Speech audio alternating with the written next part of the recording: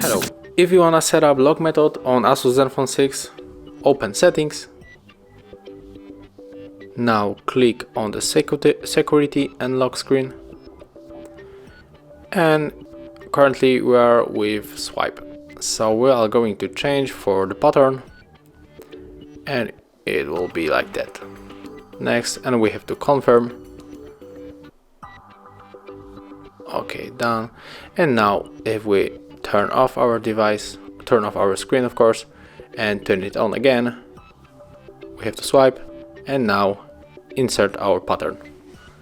So this is how it works on this device. I hope that I help you guys. If you like it, please leave likes, subscriptions, and of course comments below. Thank you for watching.